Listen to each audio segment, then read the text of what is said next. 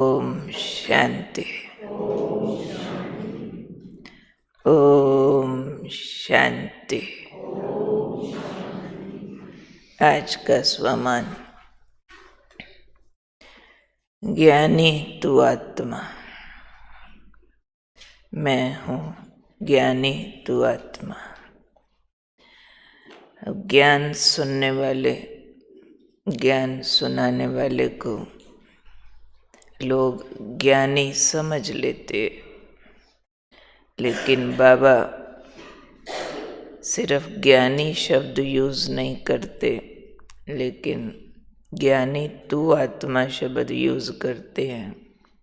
Means ज्ञान स्वरूप, जिसने ज्ञान को जीवन में उतारा हुआ है, चाहे संकल्प रूप में, चाहे वाणी के रूप में, चाहे कर्म के रूप में, तब कहेंगे ये ज्ञानी तू आत्मा या ज्ञान स्वरूप आत्मा है।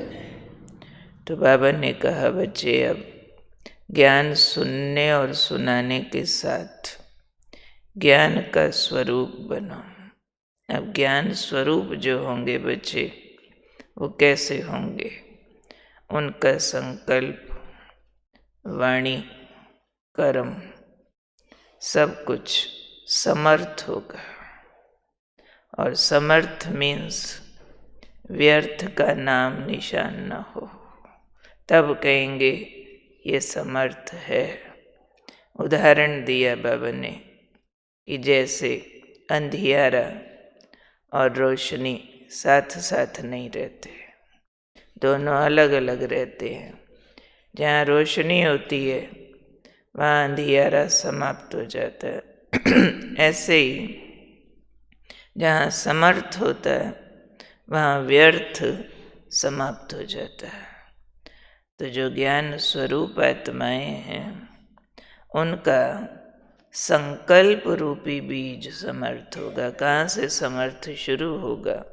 जैसे वो बटन दबाओ, वहाँ से शुरू होती है ना लाइट।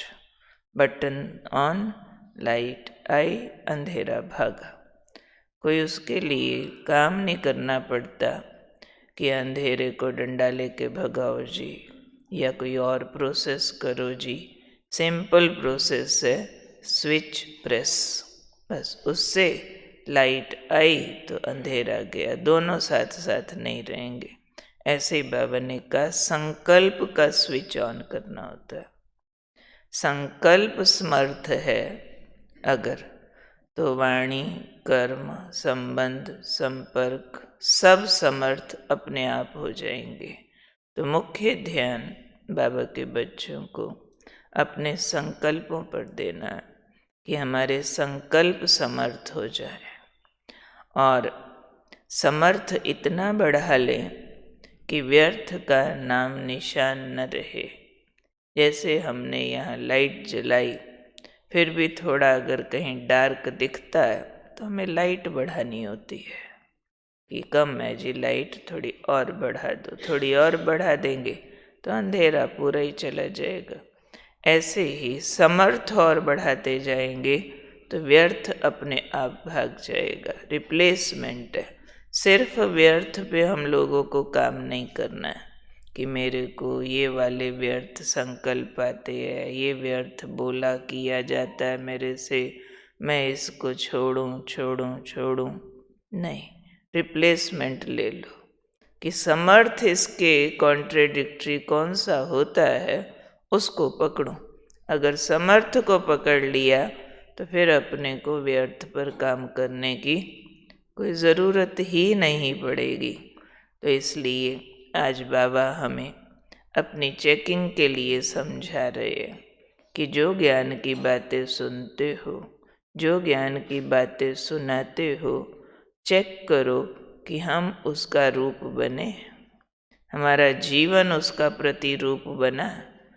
जिसको कहते हैं मुँह ज्ञान न बोले, सिर्फ जीवन बोले। क्या मेरा जीवन ज्ञान बोल रहा है? मेरे कर्म ज्ञान बोल रहे? मेरे संकल्प भी ज्ञान की भाषा अनुसार चलते हैं? वाणी तो सबसे सरल तरीका है ज्ञान बोलने का। वो यूं ही दुनिया में भी कहते हैं भाई, पर उपदेश कुशल बहुतेरे। बोलना बड़ा आसान है, भाषण करना बड़ा आसान है, भाई कह देना ये करो ये ना करो, सुना देना, अच्छी बातें सुनाना कोई बड़ी बात नहीं है। कोई भी टॉपिक पर किसको कहा जाए इसका विस्तार करो, ज़्यादातर लोग कर लेते। चलो वो भी एक सब्जेक्ट है सेवा का, किया, परंतु उतने से बात नहीं बनती है। आजकल हम सब भी अपने आप को देखें, और दुनिया वालों का भी यही दस्तूर है कि कोई भी जब कोई ज्ञान की बड़ी अच्छी अच्छी बातें सुना रहा होता है तो हम किस महत्व से सुनते हैं कि सुनाने वाला कौन है।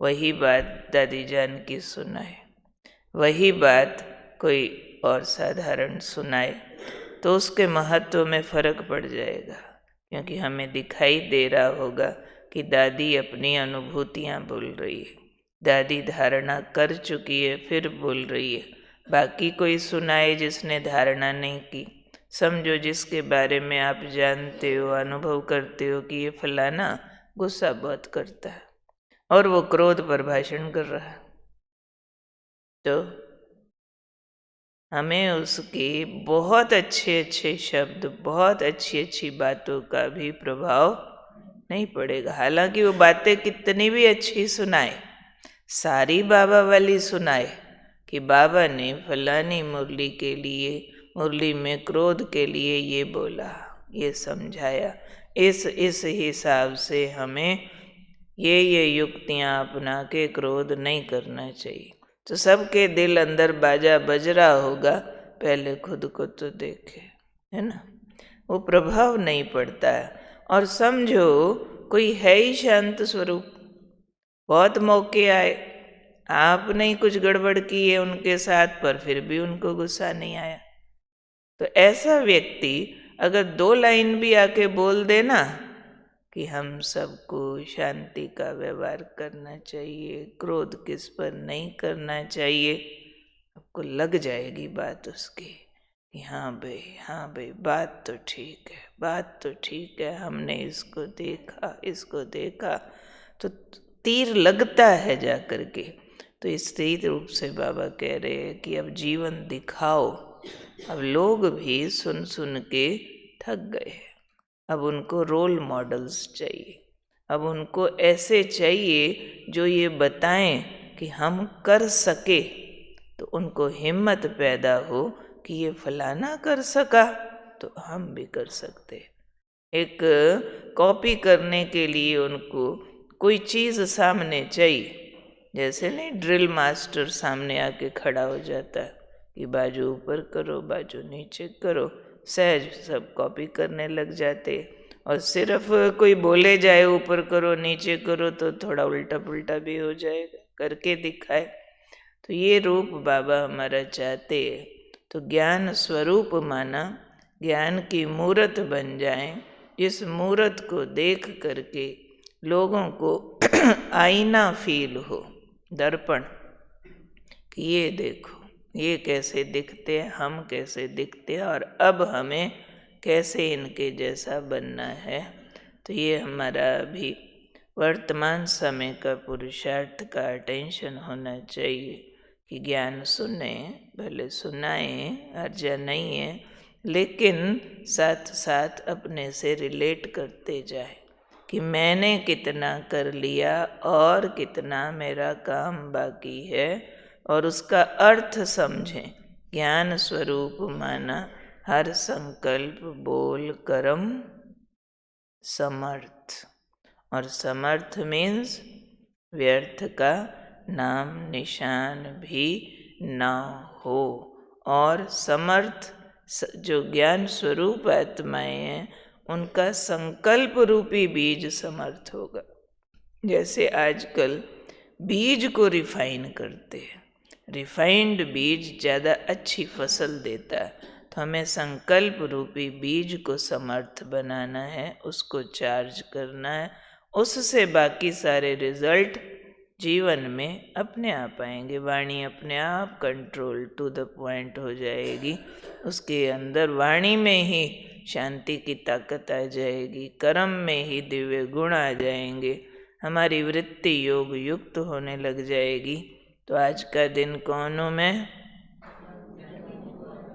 ज्ञानी तू आत्मा, और साथ में हूँ मैं संतुष्ट मणि। आज की मैं संतुष्ट मणि हूँ, अपने संस्कारों से संतुष्ट। संस्कार भले जोर मारते हैं द्वापर कलयुग वाले, लेकिन संतुष्ट कैसे हों? संतुष्ट होना माना मैंने अपने ओरिजिनल संस्कारों को, अनादि आदि संस्कारों को बार बार अपने रूप में धारण किया हुआ देखना। जैसे ही वो देखते रहेंगे तो मेरे अनादि आदि संस्कार, मेरे इन जो वर्तमान के या कलयुग के संस्कार है, उनका प्रभाव मिटाते रहेंगे। जैसे बाबा जब आते हैं, अव्यक्त बाप दादा की हम मुरली सुनते हैं, तो सबको ये महसूस होता है कि बाबा ये जो परिवर्तन की बातें बोल रहा है ना, इतनी आसान है, जैसे लगता हुई पड़ी है, क्या मुश्किल है। तो बाबा कितनी बड़ी बड़ी बातें बोलता है, सब हाथ खड़ा करते हैं। बाबा पूछते हैं आज के बाद कौन ये नहीं करेगा, हाथ खड़ा कर देंगे सारे लगभग। आज के बाद कौन ऐसा ऐसा करेगा, सारे हाथ खड़ा कर देते और झूठा नहीं करते।